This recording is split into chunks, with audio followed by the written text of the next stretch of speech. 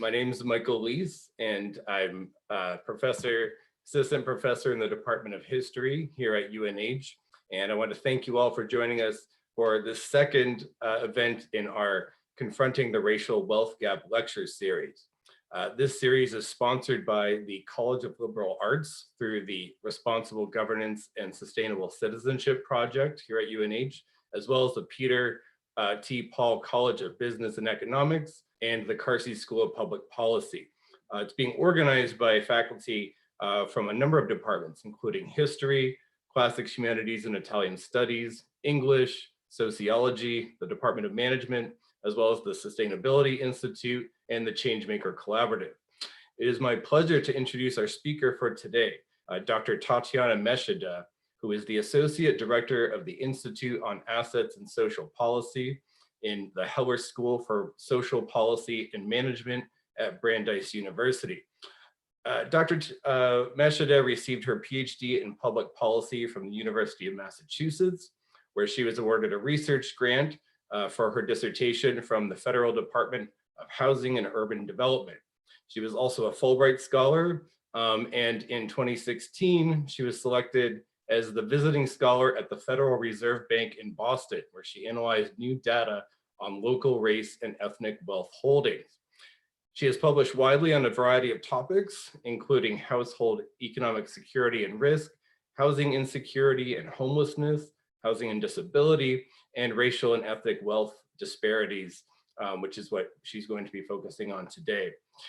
And the number of issues that she's able to command is reflected in the broad range of publications, which are far too numerous to list here. But she's going to bring this breadth and the full range of her knowledge to us together here at UNH in her lecture, Persistent Racial Wealth Disparities, Drivers, Consequences, and Policy. So please, everyone, join me in welcoming Dr. Tatjana Meschede.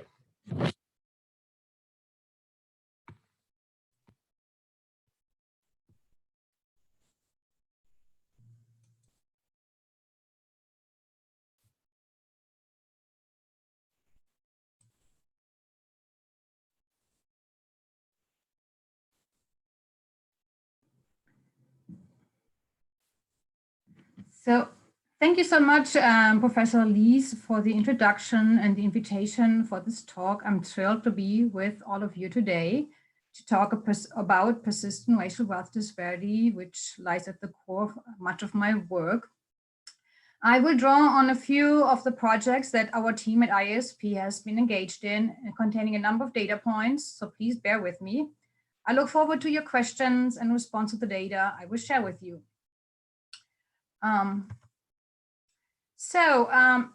like to start by introducing two families to you, with some similarities and also some stark differences.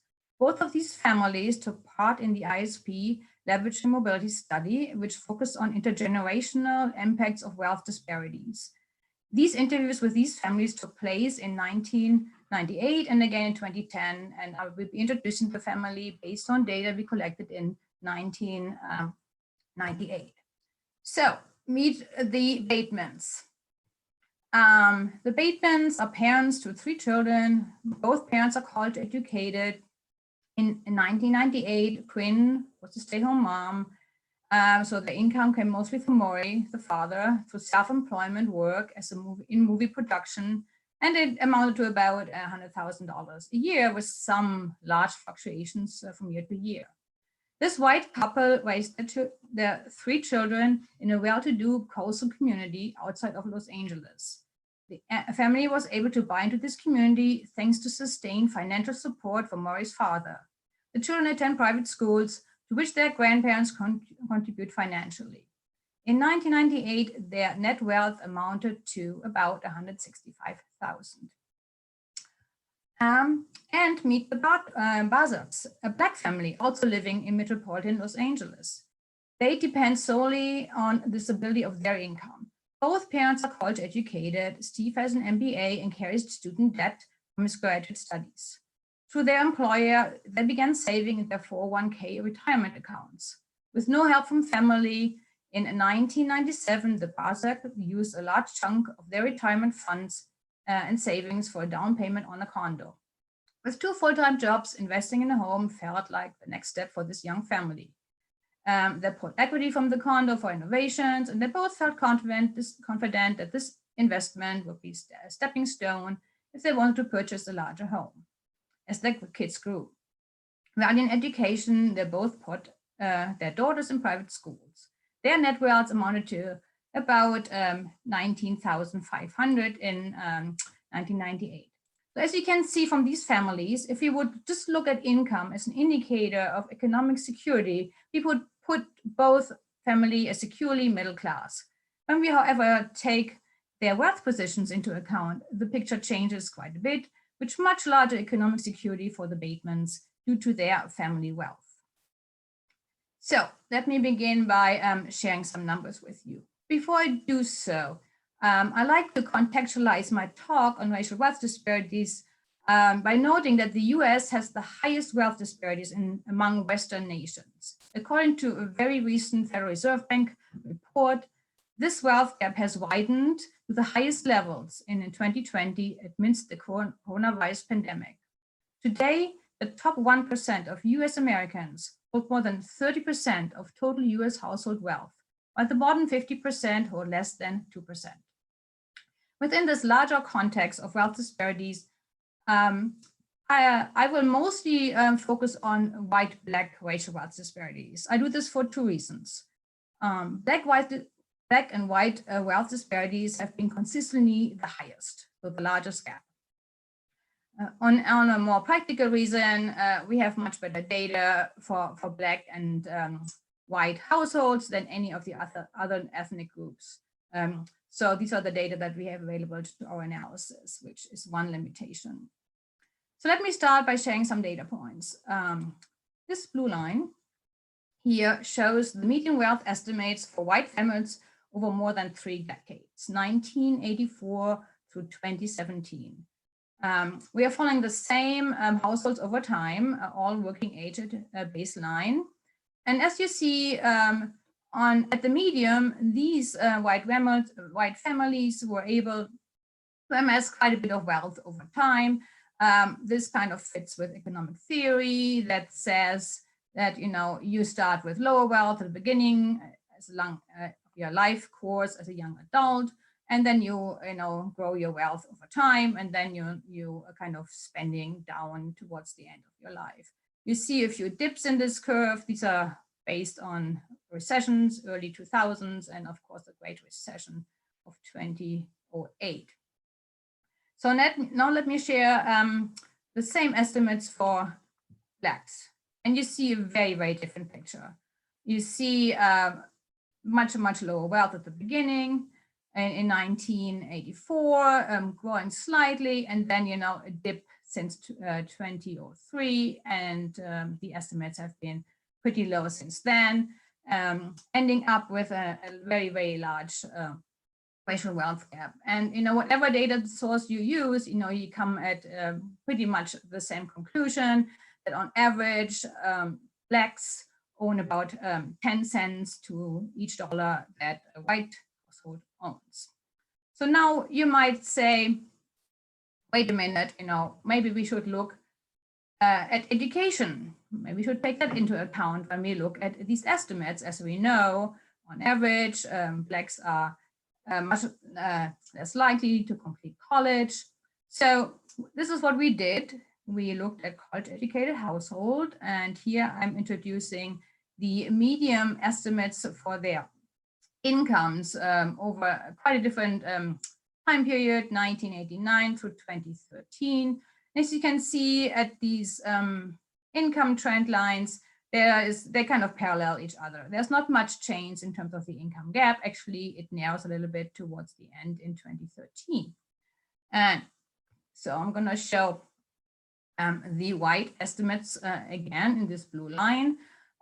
You see an increase, and then you see a stark decrease due to the Great Recession in 2008. But overall, in this time period, white households who are college educated were able to grow their wealth by around 31,000. Now, this is the line for Black college educated households. again, we see a much different trend. We see a little bit of an uptake in the earlier years and then just a downward trend. So I will come back to this study a little later with some more data. But what I want to do next is show you a little bit before I show you these estimates on the ratios, which are actually estimates on the gap, and showing that the racial wealth gap has increased since 2009 and is pretty much stuck for the past so many years at those levels. But what I want to do next is looking at wealth mobility. And I titled this Stickiness at the top, wealth position for whites, at the bottom for blacks. So how do we do this? What I'm showing you here is our data from a study on families raising children, and we look at data between 1999 and 2011. We divide the wealth distribution in 5 equals and quintiles, and then we determine where families fall in 1999 and in 2011. So here on the left bar that I'm showing you here, you have the group of families that were at the bottom quintile in 1999, and then in these colors you see where they end up in 2011, 12 years later. And you noticed that for white families, about like 38% remained in the lowest quintile. Another roughly 30% moved up 1 quintile, and a few, about 5%, made it to the top of the wealth distribution. When we then look at those households who were at the top of the wealth distribution in 1999, we notice that 75% of these families are still in the top. So they pretty much remained there. A few moved down to the 4th quintile, and very few moved down further. So now let's contrast that to the data for black families. So here we see again, when we start out with the lowest quintile in 1999, that about 50% of the black families remained in the lowest quintile. Compare that to like 38% for the whites. And then another 40% made it up 1 step in the wealth distribution. Again, a stark difference. But where we see the most difference is when we go over to the highest quintile in 1999. And what do we see here? We see that only 20% of black households were able to remain in the top 20, in the top quintile. And we see a large proportion of black households who were in the top quintile in 1999 moved down 1 quintile, and then a few moved down further. So these data really underscore how difficult it is for blacks, once they amass some wealth, to really stay in the top quintile of the wealth distribution. So how did we get there here? That's really the next question. And we cannot really understand today's vast racial wealth disparities without looking at our history. So let me remind of that history very quickly. So black-white wealth disparities were cemented during slavery, which lasted for about 250 years, and roughly 100 years of Jim Crow that followed. And although, and I know we live in the northern part of this country, so I just wanted to remind people, although Jim Crow laws were implemented in the South, discriminatory practice in the North had the same ill effects on furthering racial wealth disparities. So during these times, pockets of black success were ended through lynching and riots. One of the better known riots happened in Tulsa, Oklahoma in 1921, where a mob of whites with support from the city government destroyed most of what has been termed Black Wall Street, killed a few hundred of its residents, black residents, and made thousands of them homeless. The official report about this incident was 36 people died and 10 of them were white. So this really didn't make it into our history books till recently. Going forward in the 20th century, redlining was instituted as part of the New Deal, determining who should get a federal insured mortgage. Redlined areas were those where mostly Blacks resided who were deemed unworthy of such a mortgage. Then forward again, the GI Bill, post-World War II, provided funds in education, for education and home mortgages for returning soldiers, funds that helped what we now know as the single-family home suburbia and much of the middle class in the United States. However, Blacks were not allowed to buy into these new neighborhoods. Homes that cost at the time about $8,000 on average have appreciated to about $500,000. And you can see how the wealth of white family grew just by their ability to purchase one of those homes in white suburbia. And today, there are some financial institution realtors continuing discriminatory practices. So for example, not issuing mortgages, charging higher interest, steering Blacks to poor neighborhoods. None of that combined has huge impacts on the ability of our Black community to build wealth. So, so why does wealth matter? I'm just briefly summarizing here three of the major drivers or correlates of racial wealth disparities that we uncovered in one of our studies: education, home ownership, and the unearned advantage of family wealth. So in terms of education, wealth buys you better education. It provides you access to higher education where you choose to go, and it prohibits you, or it helps you not to have student debt. With respect to home ownership, earlier entry into home ownership, which is more likely to happen for whites, allows these individuals to build equity much earlier on than their Black counterparts.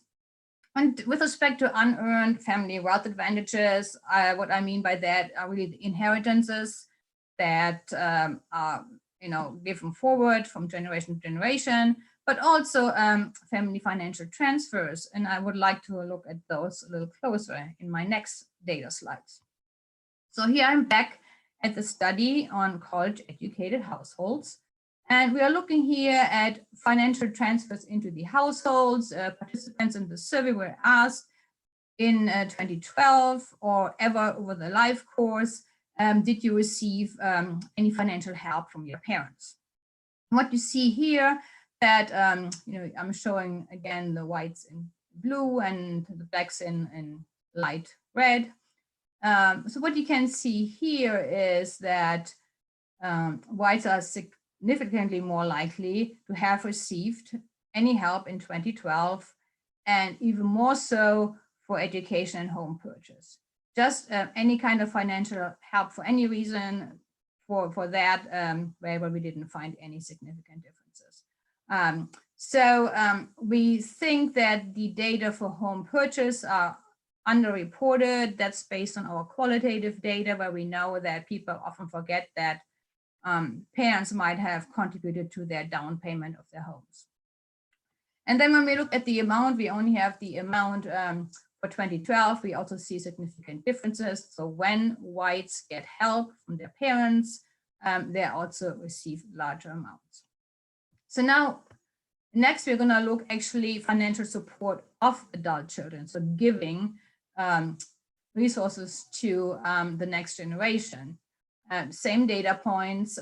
We don't see any differences in the proportion of white and Blacks giving to their adult children, and in 2012 and for any other reason, we again see significant differences in the ability of Blacks to give to their children compared to whites for education, for home purchase. And when we look at the actual amounts that are being transferred, we see roughly 3 times as much that whites are able to give to their adult children when compared to Blacks. So you can see how the next generations, when you compare white and Blacks, young adults are the whites are quite a bit better off than the blacks.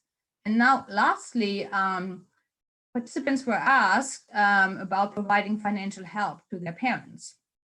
So whites responded, among whites, there were over 12% that said yes, they are financially supporting their parents. And then when we look at the number for blacks, this is 3 times as much. So proportionately, 3 times as many Black college-educated households are in a position to needing to help their parents. So unlike their white counterparts, they are kind of paying backwards to support their parents as opposed to paying down the road to support their children. And in terms of the amounts, there's no significance. On average, these households pay similar amounts to support their parents. I just briefly like to talk about the whole role of housing in racial wealth disparities, as housing has been identified as one of the larger drivers of racial wealth disparities. It should not come as a surprise that home equity is one of the largest portions of wealth for most households, about 65% for half of all households, homeowners. So this is an important component. When we then look at the homeownership gap, we see that for years, this gap has been around 30%. Actually, it is the higher in September 2020 than it has been in 2010. It jumped up from by 2%. But overall, we see a consistent 30% home ownership gap. The Great Recession contributed to this, as blacks were twice as likely to have lost their homes in foreclosure. And in our analysis, when we simply just equalize home ownership rates, the racial wealth gap would shrink by 31%. So that is actually quite a portion. So home ownership, equalizing home ownership, would be a policy goal that would definitely help reducing racial wealth disparities. So remember the Batemans and the Barsaks? In 2010, post-Great Recession, we interviewed them again. And for the Batemans, their family income had dropped by more than half. Quinn, the mother, was now running a small catering business. Maury, the father, had close to no income for 2 years due to the Great Recession. Yet they were able to draw from their nearly $350,000 in home equity and rely on financial gifts from Maury's parents to smooth over this period of dramatic income loss. In 2010, as the children got ready to graduate from private school, the Batemans felt confident they would be able to cover all the costs of college with, again, the financial support of the Maurys. Now, let's look at the Barsaks. The economic position for the Barsak had dramatically changed in 2010, when their family had experienced severe downward income and wealth mobility. Steve had lost his top management position in telecommunications and constructions, and was engaged in a few small remodeling side jobs. Krista lost her job that came with benefits in 2008, such as the 401k plan that I mentioned earlier. Unable to find comparable work, Steve took on a range of part-time jobs. Krista was unable to find work. They dipped into their savings for ongoing expenses, but were unable to hold onto their condo. A $3,000 inheritance from Steve's mother was quickly spent on basic expenses. In the end, their income was so low that they qualified for food stamps. Neither Krista nor Steve had expected this outcome. Steve, quote, said, in 2009 was the least financially successful year of our marriage. We are one step above poverty. We are one step above. And Krista said, quote, when you grow up a certain way and you go to college, never in your wildest dreams do you ever think or consider public assistance. So these examples of these two families underscore the role that family wealth can play in promoting economic security, a role that income alone cannot play. The impacts of the Great Recession set these families and their children on very different economic trajectories. With the current pandemic, we might see similar impacts again, with Black communities overall experiencing higher job losses and health impacts. So let me move on to showing you some data on what is not explaining the racial health gap, so underscore not. And I'm showing you this data because much of the public narrative looks towards education, family structure, and work as explanatory factors of racial wealth disparities. Let's look at the first figure here. This is about education. So what we show here are the median wealth positions for whites with less than a high school education, and then for whites, Blacks, and Latinx for households with at least some college. And as you can see, that whites with less than high school have at the medium more wealth than Blacks at the medium who have at least some college. So very much showing that education cannot drive or close racial wealth disparities. The next figure looks at households with children by partnership status. So we're looking at two-parent households with children and single parents with children. Again, when you look at the two-parent households with children, whites on average have much higher wealth positions. And when we compare Blacks, two-parent Black households with children to whites who are single parent with children, those single white parents have on average twice as much wealth than Blacks. So how does getting married help you with your wealth position if you are Black? And the last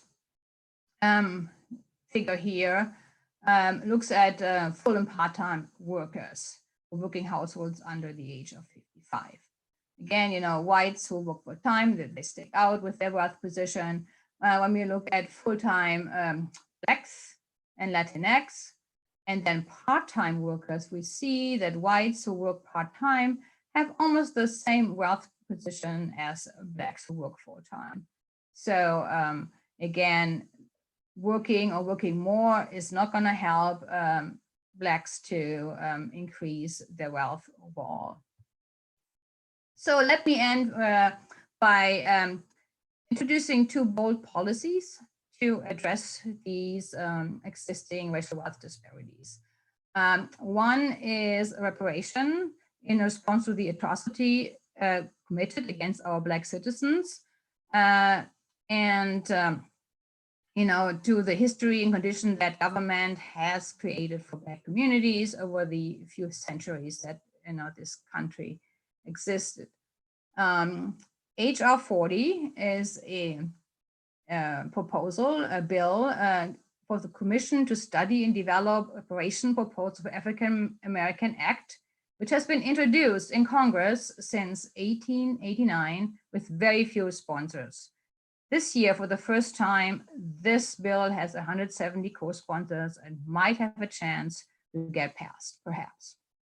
So proposals with respect to reparation range from direct payments to descendants of slaves to providing home ownership and business opportunities, investing in Black neighborhoods to provide opportunity. So there's a range of ideas that have been discussed widely, and reparation has become a much more used term in the recent years than it ever has been before.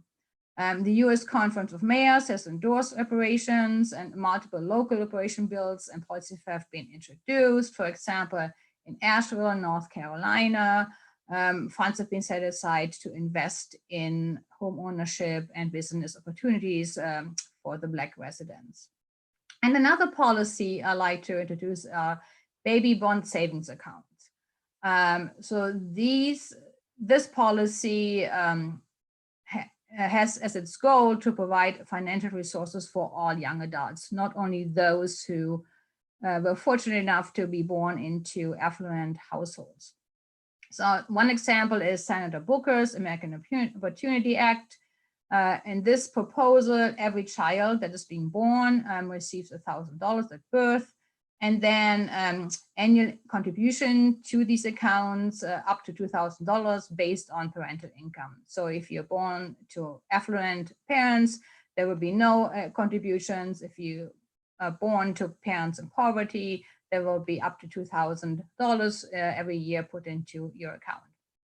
And estimates show that at age 18, a child growing up in poverty may end up with over $46,000, a nice nest egg to invest in education, home ownership, business, or anything the individual would like to do with these funds.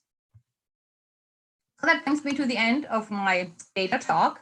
I'd like to thank the IASP research team, Laura Sullivan, Hannah Thomas, Joanna Taylor, and Tom Shapiro.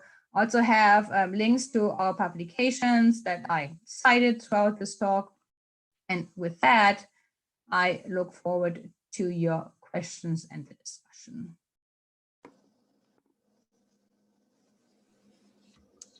Awesome. That was amazing. Thank you so much for the presentation. I am going to be leading the discussant panel, so I'm going to introduce them. We're very fortunate to have Michael Ettlinger, who is the founding director of the Carsey School of Public Policy. Prior to joining Carsey, Michael played leadership roles at several Washington, D.C. think tanks working on economic policy, including as the senior director for the Fiscal and Economic Policy Portfolio at the Pew Charitable Trusts, vice president for economic policy at the Center for American Progress, and positions with the Economic Policy Institute and the Institute on Taxation and Economic Policy. Thank you so much for being here. We also have Sean Moore here. He's a professor of English at UNH and editor of the journal 18th Century Studies. He's the author of 2 scholarly monographs, Slavery and the Making of Early American Libraries, and Swift, the Book and the Irish Financial Revolution. He's held fellowships from the NEH, Fulbright Scholarship Program, Newport Mansions, and several research libraries. And he's a former aide to US Congressman Barney Frank of Massachusetts. And I'm Ryan Gibson, a recent graduate from Emory University's PhD program in sociology, where I study how racial discrimination impacts mental health. And now I'm teaching a class on race and racism here at UNH. So I'm going to lead off with the first question, which is, one of my most interesting things when I teach about the racial wealth gap is not just where wealth is, but how wealth moves. So I was hoping if you could talk to us a little bit more, expand upon wealth transfers, particularly intergenerational transfers of wealth, and then also within life transfers of wealth. So that's a great question. And I think that's really one of the core drivers over the centuries. As I briefly mentioned, white communities were enabled by the government to so many different policies to build wealth for themselves and their communities. So we have much higher wealth holding within the white communities that enables whites, and I'm not saying everybody benefits from that. We need to keep in mind, there's a whole range, and the disparities of wealth within whites is also very stark. Yeah. But for those who have, fortunate enough, for their parents or grandparents to benefit from all these policies over the years, they benefit in so many ways from these transfers. I mean, it's like, better school, amazing summer camps, travels across the world. I mean, you name it. There's just no end to all of these supports of the next generation, which really exposes them to a range of different experience compared to those who don't have access to those. And then we have college. If you have affluent parents, first of all, you have a choice. You can go wherever you want to. You're not limited to where you get the best deal. Yeah. And you also, as somebody whose parents can provide for your college education, you don't have to take on any debt. And so that is a huge difference as well.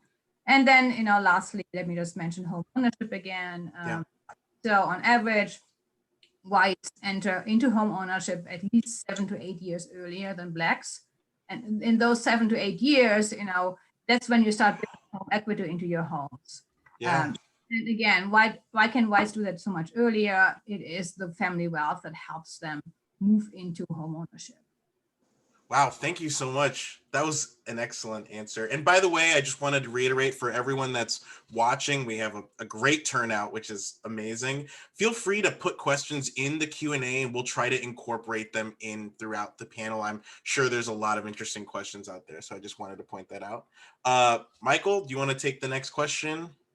Yeah, sure. First of all, I just want to say it was a great, thought-provoking and insightful lecture, so thank you for that. I wanted to ask about, the two policy proposals you put there, and I'll actually pass over reparations only because that word seems like more of a rationale than a policy. As you pointed out, there's a number of policies that can be called reparations, and it's what makes them reparations is that there's compensation for injustice as opposed to something distinctive about them as policy. So like focusing in on baby bonds, so there's always been this tension between policies like baby bonds that build assets, and there are other things like individual development accounts and other mechanisms, between putting resources into that versus, food stamps, like things that put food on the table, rent, money for rent, healthcare benefits, the things that really just deal with expenses that people, particularly low income people, have. And, I'd be for doing all of it, but what we see actually when we're debating these policies is that there are tensions in where public dollars go.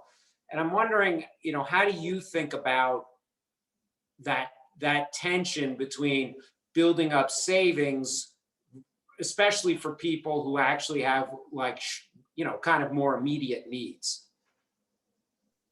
That's really a good question, and always a core tension. If you think about, if we, premise our policies saying that we have limited resources, I might, argue that maybe that's limiting us in terms of how we think about our policy solutions.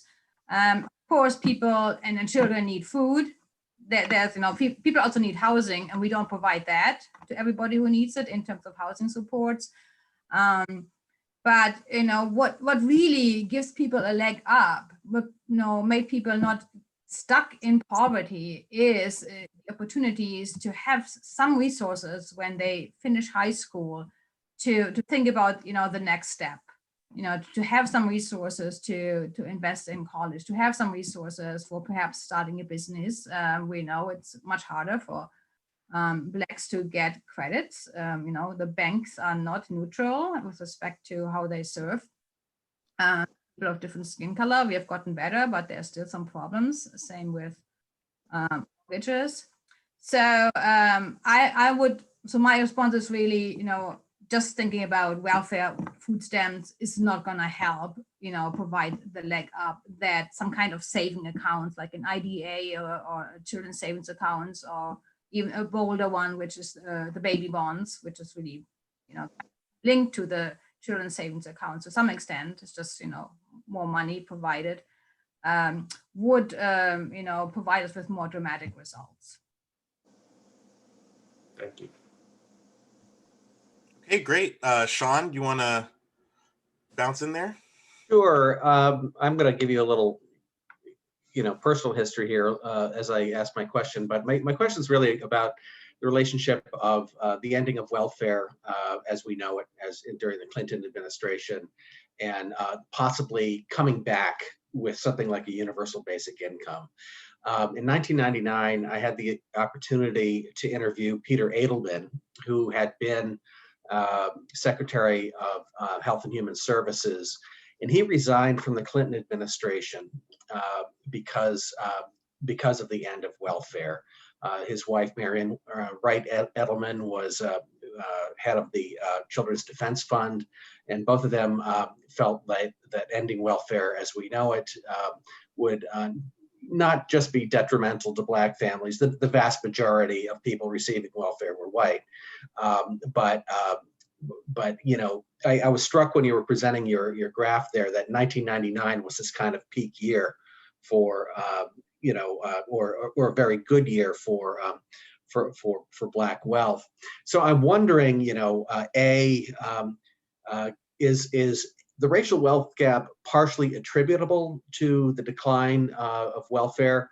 And would something like universal basic income come in and be universal, but would that address these racial wealth disparities? Interesting question. I actually have never made the connection between, welfare reform and the racial wealth gap. So I would have to think about this a little more. But I've done some work on UBI, Universal Basic Income. And again, the way we think about it, our team was that, yes, generous universal basic income would reduce poverty rates dramatically, especially for Blacks and Latinx households, and especially for households with children. So that would be a huge impact if we really would, implement such a policy. But again, we're thinking about the income side. And the income side, what do we have income for? We have income really provides resources for current expenses. It's like a flow into the household and out. Wealth is like a stock of resources. So we think about wealth in a very different way. And the stock of resources is actually what provides opportunities for families in a very different way that income does. So you might say, yes, people might be able to save more because of universal basic income. We know that it's really difficult to save yourself into a different wealth quintile, for example, if you think about wealth mobility, because of the investment opportunities that are not being afforded to our Black communities to the extent they are being afforded to our white communities. Thank you. So I'm all for UBI, don't get me wrong. But again, I think it's really not enough, if we really look at, these really stark wealth disparities. Thank you. Different than income disparities. Michael, you asked about policy questions too. You were talking about the baby bonds, but what are your thoughts on the universal basic income idea in comparison to the baby bonds? Yeah, I'm like the Grinch that stole Christmas here, I think. I have my Christmas tree back here. But I don't know, maybe I was in Washington too long. And the question is what do you want to, to some extent, it's like, what do you want to spend the next dollar on, right? And I would like us, I think UBI is a good idea, but if I'm expanding the amount of money we spend on sort of social welfare spending, it's down the road before that's what I spend money on, I guess is what I'd say. And I probably would, do baby bonds first, notwithstanding the tension that I referenced earlier.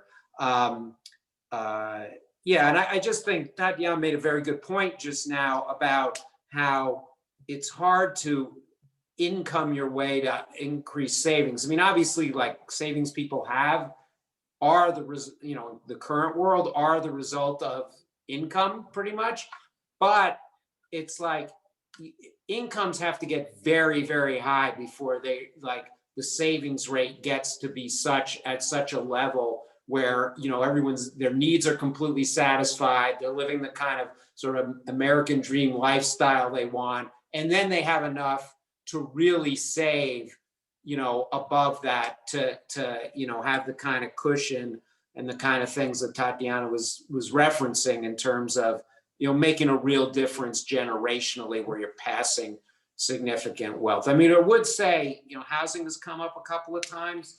The exception to that is where, having a level of income empowers you to buy a home, and you're fortunate enough to to buy a house in a place and in a time where, housing values just are on an upward trajectory, and you own it for long enough, you pay off the mortgage, and then you hand that pretty substantial hunk of wealth off to your children. Like that historically has happened.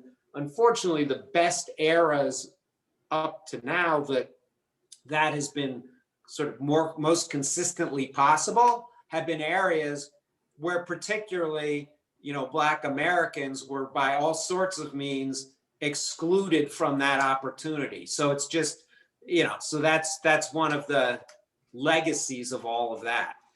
Yeah, and I'm glad you bring that up because, like you mentioned, first of all, I want to just say I am so proud of the 2 questions we've got already. Both come from UNH sociology, so I just want to say, we really showed up tonight. But both of them have to do with housing. So I did want to throw that out there. The first question, which I want to throw to Tatjana, is the idea of homeownership is clearly so important. You point out in your lecture that about 31% of the racial wealth gap could be solved by fixing homeownership. How does the legacy of residential segregation factor in to thinking about homeownership in the racial wealth gap? And what kind of solutions should we be thinking about in that regard? So again, we know that the way we live today, the segregation by race is a government, in a way that it's nice. It's really government spurred that because of their policies. So, so what does that mean? People live in very, very different neighborhoods. People have access to very different schools. Some people live in food deserts with no supermarkets. Some have access to everything. So, and then you think about purchasing a home in these very different neighborhoods. So if you remember my 2 families, the Batemans and the Barzaks, within the same time period, the Barzaks home, because they were able to buy into a better neighborhood, their home appreciated to about 800,000 from 350,000 within a 12-year period. What happened to the Barzaks? They had to short sale their house. That means they had to sell it for less than they owed on the house. Again, we know, when we remember the Great Recessions, the impact on house prices were very different depending on what neighborhood you were in. So those are all things you have no control over. The Barzaks didn't foresee that this is going to happen to them. They did everything that they were supposed to be doing, and then boom, the Great Recession happened, and they found themselves in the situation. So a neighborhood, matters enormously. And if I could follow up briefly, the next question was about a policy solution. I want to run it by you and see what you think. What about potentially building new homes that could be offered to low wealth families and subsidizing them, but then allowing those owners to keep those homes and sort of reap the rewards of home value appreciation? How might a policy like that, which is slightly different than UBI, sort of work, do you think, in the context of solving home ownership? Right. I mean, we have programs, where you can that are geared towards low-income households with respect to home ownership. There are a few. The challenge, if you think about think about your home as a place where you grow a little bit of wealth. When you buy a house that is deeded to be affordable, you're not going to build any, equity. So that's one thing to think about. Otherwise, so we don't have actually existing policies that really bring together the security that your own home brings to you if are able to maintain it, and the ability to potentially grow equity. And that needs to come together in a way. That's excellent. Thank you so much for just, asking you to speculate on that. Michael, do you have another question you'd like to ask? Well, one thing I'll just add on is there are various programs that help lower income people. Like a big barrier has been down payments, unless you want like some crazy mortgage. So yes. There's been various programs to help first time home buyers with down payments on homes. There's sort of zoning-ish kind of rules where communities only allow a new development to be built if they carve out a certain amount of the number of the homes to be sold to, people who are, otherwise couldn't, necessarily buy a home. Yeah, there are a bunch of things. It's just, there's a bunch of ideas out there. It just hasn't, it's just not at scale, right? So, yeah, again, one thing I wanted to talk about, at the start of the lecture, you talked about, just inequality has, wealth, income inequality has, mushroomed across society. It's not just that the gap between white and black has expanded, but the gap between, lower middle and particularly the very top has grown, astronomically.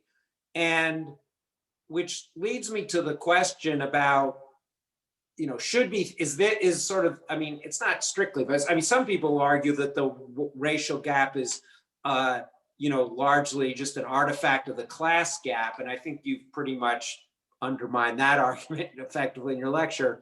But in terms of a policy side of it, you also have a distinction, like your two big policy areas were kind of a universal policy like baby bonds versus reparations, which would help all sorts of gaps, not just the racial gap, as opposed to reparations, which is, targeted directly at the racial wealth gap. And I'm sorry, I'm going on, but I'll just add one more nuance to that question, which is, that I think one of the reasons we're talking a lot more about reparations is that such policies that have been put in place have been universal policies, and people are frustrated because it has not addressed the racial wealth gap. So anyway, I just sort of like to hear how you put those two policies that were different in that way. I'd just like to hear, what you think the pros and cons of going universal or something that's more targeted directly at the racial wealth gap. Oh, that's definitely a good question. And, you definitely underscored the differences in these two bold policies that I shared. So with respect to targeted policies, we know if we think about realistically in terms of implementation, those tend to be much harder to sell. So that would be one aspect to think about, is it feasible? And, and would the public really support it? So if you have targeted versus universal. When we look at the baby bonds and estimate some impacts of, for example, Booker's proposal, we know that Black and Latinx children would benefit to a much larger proportion than whites, just because of where their economic position is. So again, with our targeting, we're making sure that the population that we really need to bring up into a more just and equitable position, that policies like baby bonds would achieve that goal. Reparations is also much more loaded because it also has to do with acknowledgement and learning about the US history, and there's a lot of other things that happen with that. So it's a little bit of a different intervention. And as you might notice from my accent, I'm from Germany, and Germany has done reparations for the atrocities Germany did in the Second World War, and Germany is trying to come to terms with that. The US is starting a little bit, I think, with the police killings, and it's really terrible that such an event might spur some of these conversations, but these conversations are happening to a larger extent. So reparation is much more complex. That's what I want to say. It's not just economic; it's a lot of other things that come with that policy. Thank you. Sean, I know I definitely want you to ask your own question next, but your initial question was about a universal policy too. I wonder if you have any thoughts on perhaps a targeted versus a more universal policy idea for the racial wealth gap. I don't really have any ideas on that, except to say that, we're constantly making choices about how we grow our economy, and these are deliberate policy choices. We have this bizarre situation where the stock market is at record valuation, and yet you have very high unemployment and a very high racial wealth disparity. I think part of the problem is that we've chosen to inject cash into the system at the top. The Federal Reserve Bank is certainly necessary, but the member banks tend to take that money in, and it tends to get used in ways that are corporations making leverage buyouts of their own stock, and so that money doesn't circulate into the rest of the economy when a lot of small businesses are closed. So I guess what I would ask is like, is now the time to be thinking, instead of like feeding the top of the pyramid through injecting cash up here, why not the bottom of the pyramid through something like, whether it's targeted or not, but something that feeds the economy from below. Is there a way we can do that in either a targeted or non-targeted way? Tatjana, if you want to Is that a try to, question? yeah, I think it might, yeah. So sort of thinking from policy-wise from bottom up as opposed to top down, I think is sort of, if you have any thoughts on that. I totally agree with everything that Sean said. I know we have fed the top for way too long, and we see dramatic, growth in income and wealth at the top that is not helping, the larger communities and populations. I wanted to introduce one more topic, which is student debt. I kind of hinted at that, but we know that is a huge challenge. And we Thank you. at higher education institutions that contribute to this challenge. So some of our work shows that half of Black borrowers and a third of Latinx borrowers default on their loans within 20 years. That is a huge number. I mean, defaults by themselves are high. We just don't know. But, among those who default, it is, again, Latinx and Blacks who, as I showed, have much less family wealth to fall back on. And another statistic I like to share is that 20 years after starting college, the median white borrower owes just about 1,000. 20 years after, 1,000 in student debt. That's again at the median, whereas the median Black borrower owes an average of 18,000. So not only do people default, what they owe is also dramatically higher. So that is something, again, we hear more about forgiving student debt to some extent. That debate is happening, which I'm glad it is, but that's something we can think about as well as a policy.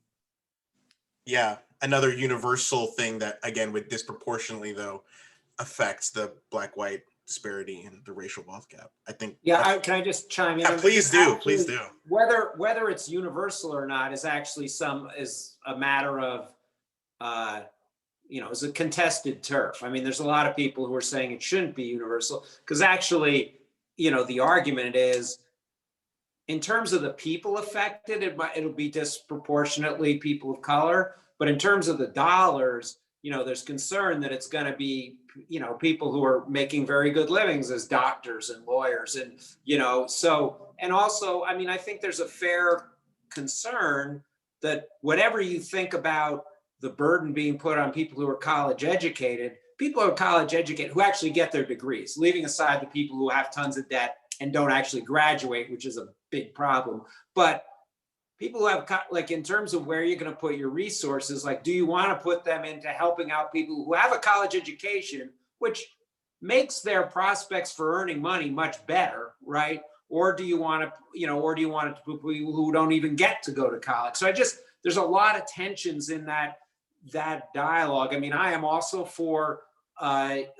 definitely for debt relief because it's gotten out of control and it's really holding a lot of people back in ways that, just does not serve anybody's interests. I'm a little more on the fence on whether it should be targeted or universal or not. I think there's a lot of tough choices to make in there. Yeah, that's a great comment. Do you want to build on that, Tatjana? Yeah, I totally agree. And those who have debt because they went to law school or medical school is a whole different group than those who went to undergraduate and trying to move on or better their lives, but held back by their student debt. Great. Well, we don't have any new questions, but if anyone in the audience has a question, please ask. In lieu of that, I've got a question I'd like to ask, which was, it's going to be a little bit more speculative again, because I just like hearing your thoughts on this, but we definitely saw differences and changes when the Great Recession occurred. And of course, we're living through another period of time where there's great economic disruption. But what's interesting about the race wealth gap piece is that it was clearly home ownership was at the center of the global financial crisis in 2008. We know that we're seeing foreclosures now with COVID, but it's not quite a home ownership based crisis to the same extent as it was in the Great Recession, I think. How do you think COVID might affect the racial wealth gap in ways that was different than the economic disruption during the Great Recession? So that's such a good question.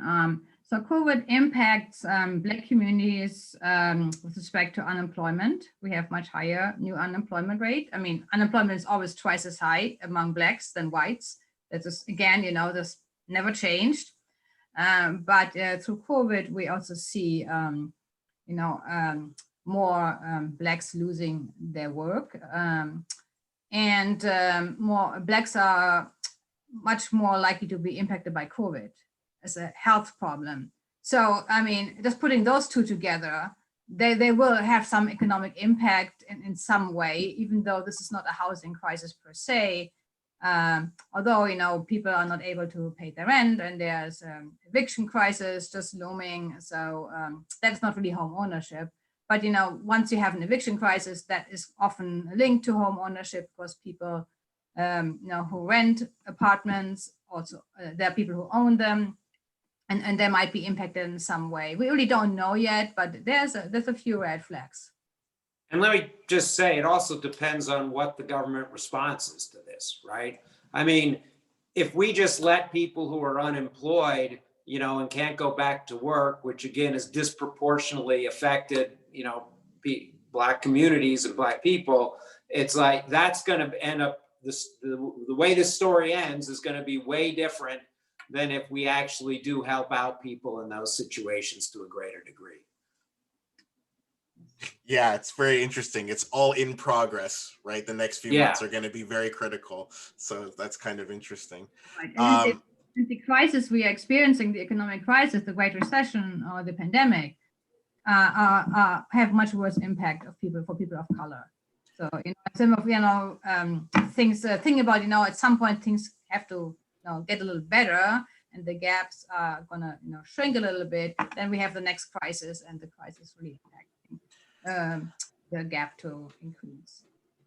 And sort of on that, we got a question from the participants. That it's a two-parter, and I'll save the second part. But one part of the question relates to what we were just talking about, which was the importance of how wealth is so important to health in general, sort of in terms of whether that causes you to go into bankruptcy or not. I was wondering if you could expand a little bit more on the connections between wealth and health generally in terms of the wealth gap, rather.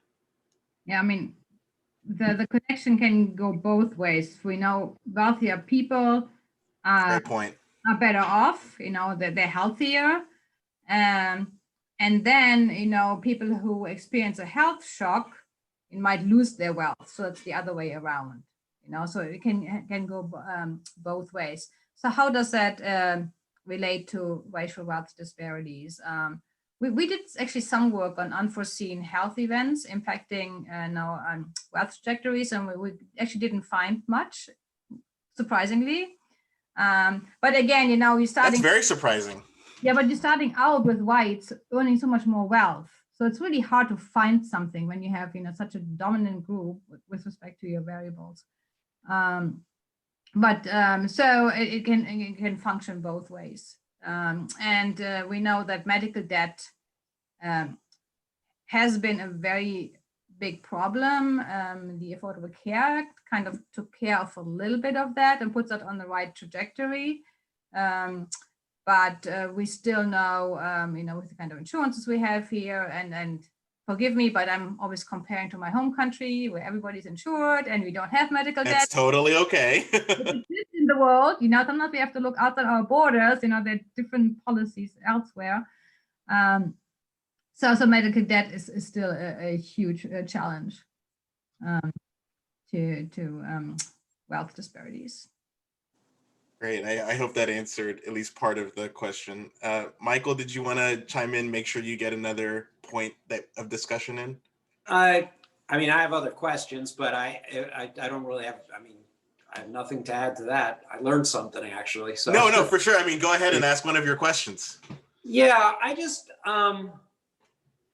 I'd be interested in hearing, more about you sort of, I'm not sure you used the word redlining, you may have, but sort of the redlining, the fact that the mortgage interest deduction is, which has been our biggest housing policy really in terms of dollars, that's skewed to much more benefit higher income people.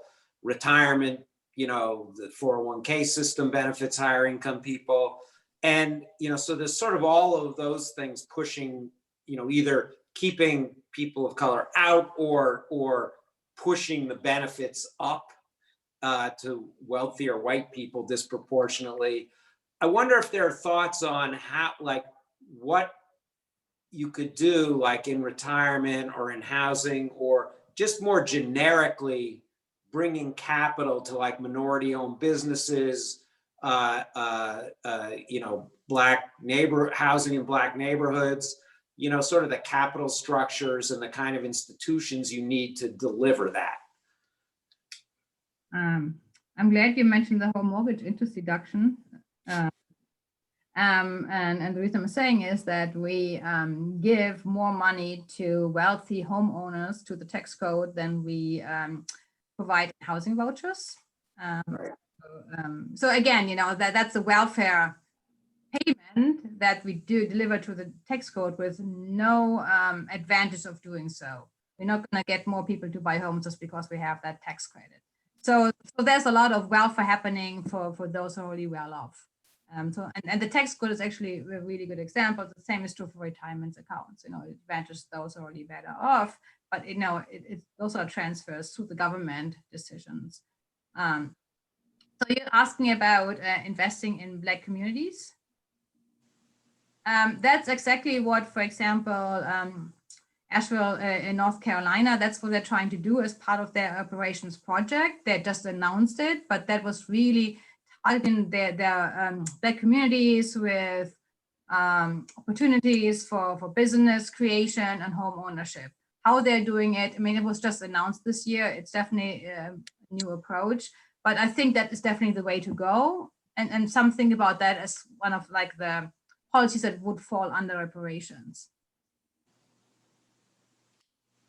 That's great. Sean, do you have another question? Well, I'm steering a little bit away from public policy here. That's totally fine.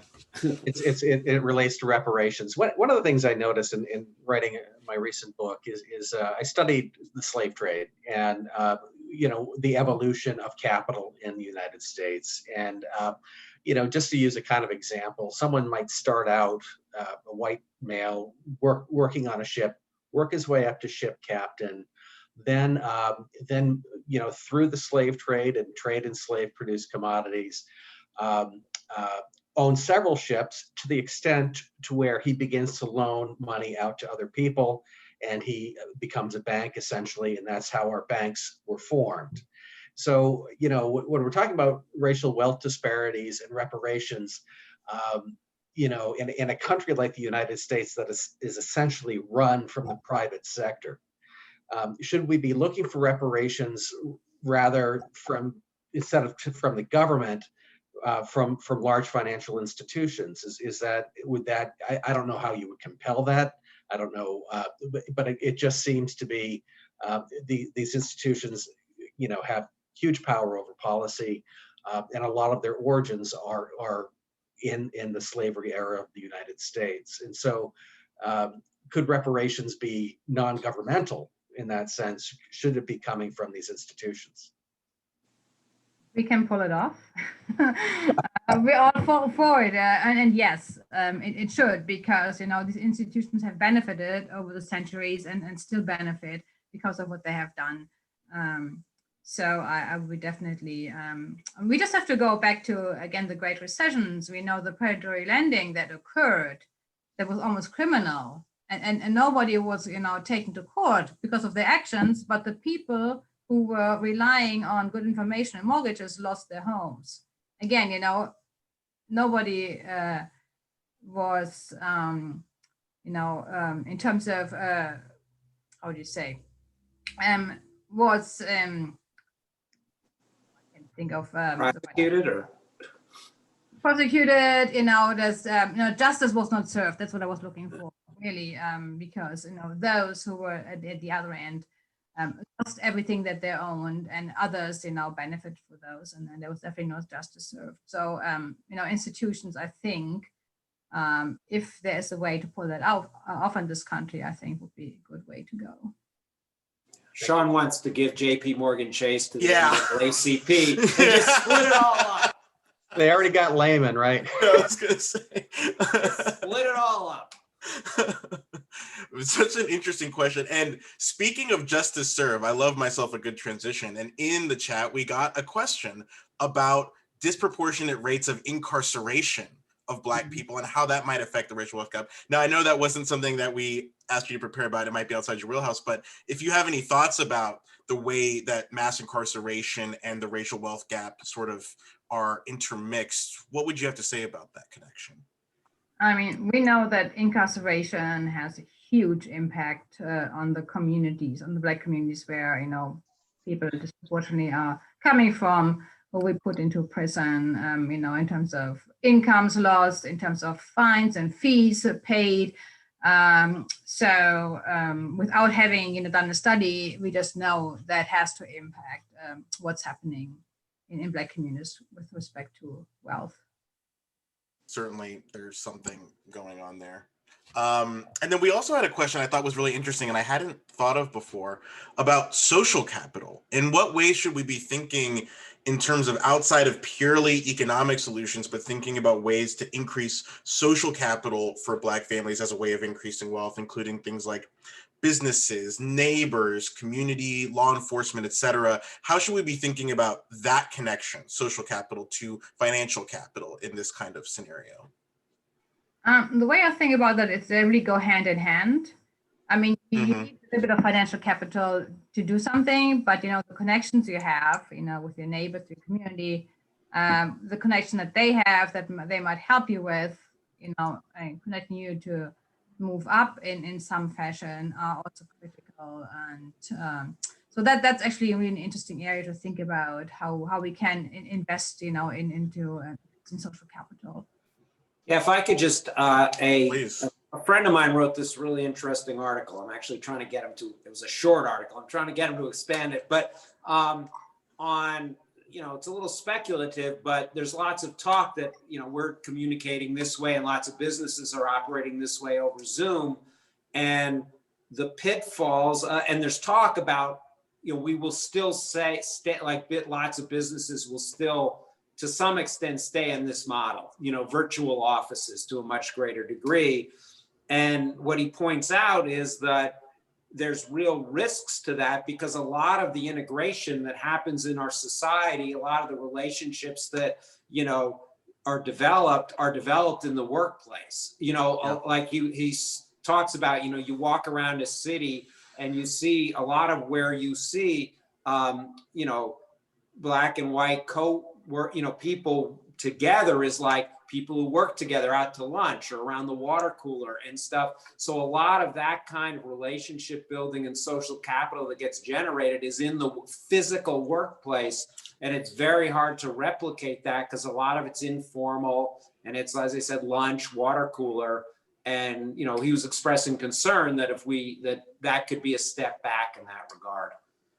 That's a great point. And that's totally something that's going on right now, right? I actually haven't met in person most of my colleagues at UNH since I started in August. So it's one of those things that I imagine forming these kinds of relationships can certainly be challenging. Right, and this is different. Yeah, it's totally different, right? It's We're totally not going to different. have a beer together, Virtually. Michael, did you have a specific question though? Again, we want to follow up.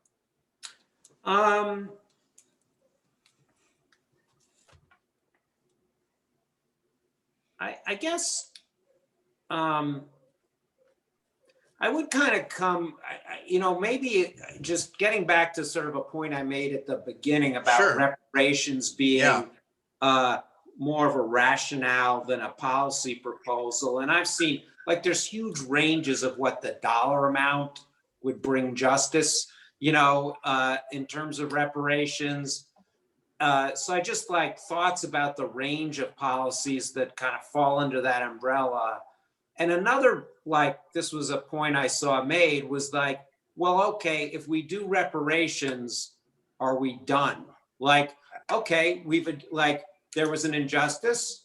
We valued it at $2 trillion. We give out the $2 trillion, you know, and assuming we still have non-discrimination policy, whatever, so we don't have further injustice. But does that mean we're done with worrying about any obligation? It's a great, I have, that's a great question. I ask that all the time. I'm like, I think that might just be the end. So Tatjana. And that is really, really good question. Now, is there really an end to reparations? And we think about, you know, about the practices we had for centuries. You know, we're not going to be done by, you know, just putting out reparation once. That would be my, you know, response. You know, we had whatever 200 years of slavery and 100 years of Jim Crow, and now we have, you know, the new Jim Crow, which is incarceration. I don't think it's a, you know, one deal and we're done and we move on. Yeah, it's a great point. I often teach about how in higher education there was, you know, legalized inequality for roughly 400 years, and then we finally got that in the books, and it only took 15 before we started to see those legal challenges really push through to sort of be like, okay, we did it for 15 years. After the 400, we're good. I had a question about ideology. You know, I think one of the most interesting things about the history portion, the beginning of your lecture, was it wasn't just policy that created the racial wealth gap, right? There was, like you mentioned, there was lynchings, there was Tulsa, right? And this was actually not from elites and public policy down, but from the working class competition in terms of racial ideology sort of fueling fights about limited wealth. I wonder what you think about the role of non-economic or even, you know, capital forces, thinking about ideology, what role that plays in potentially solving the racial wealth gap down the line. I would think it plays a really large role because ideology is gonna either support any of these policies or it doesn't. And the way this country looks right now, you know, some of these policies are very, very difficult to implement or provide, you know, support for, especially if you think about after the division of the country after this last election.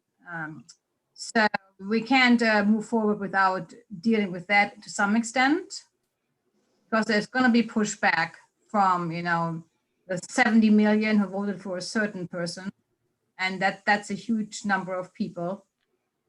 And so I think this is a really important issue to think through. Michael, you spent a lot of time in Washington, so you've seen the interplay of ideology in the rooms where it happens, so to speak. What do you think the role of that, you know, potentially ideology or political messaging around the racial wealth gap, how important is that to really pushing forward in terms of some of these solutions? Well, you know, I mean, you know, it's important. Like, like there's what you think should be done, and then there's adding up, counting the votes in the House and the Senate, and who's president, right? And I think, you know, I wrote something, you can find it on Medium, on sort of the Senate, the basic design of the Senate causes Black people to be underrepresented in the Senate. You know, I think my calculation was like they're 12% underrepresented, right? Wow. That may be wrong. And, you know, but something like that. And and Latinos are like 26% off the top of my head. I hadn't planned on talking about this. But anyway, the point is that, like, there's a structural underrepresentation there. And like rural areas are overrepresented just because, you know, every state gets 2 senators, but has hugely different populations. And because of the Black concentration and Latino population, particularly being concentrated in more populous states, they get less represented in the US Senate. And that's, you know, that's a challenge. It doesn't mean nothing can ever get done, but because sometimes, you know, you do end up with the Senate in the hands of people who want to do it, even though they're not, you know, it's not representative of Black people, because there's sometimes white people who actually think this is a problem too. But I do think that does make it harder, and it does make it's sort of, Tatjana referenced the sort of the political aspect of, do you do reparations, targeted versus universal? And, it's just, you often get down to the point where you need, 4 senators who represent mostly white states, who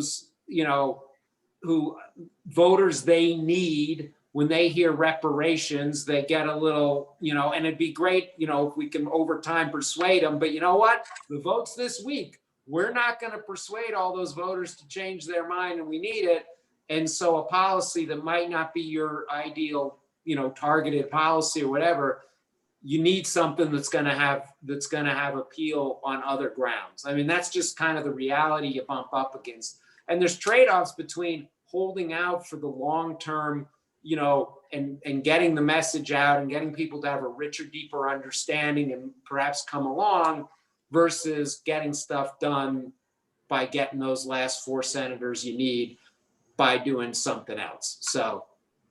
Yeah, and it does seem like, based off of the one thing I will say is, I have a lot of hope, given that there's been so much talk tonight just about policy solutions. I mean, how much of tonight has been focused on policy, and even the questions coming in from participants have been so policy oriented. There's clearly so many different ways to approach this. It actually gives me a little bit of hope. We probably have time for 1 or 2 more questions. And again, thank everyone so much for being here for the full talk. I mean, it is an hour and a half on a Wednesday evening, so thank you all so much. But Sean, if you want to ask one of your last questions before we head off.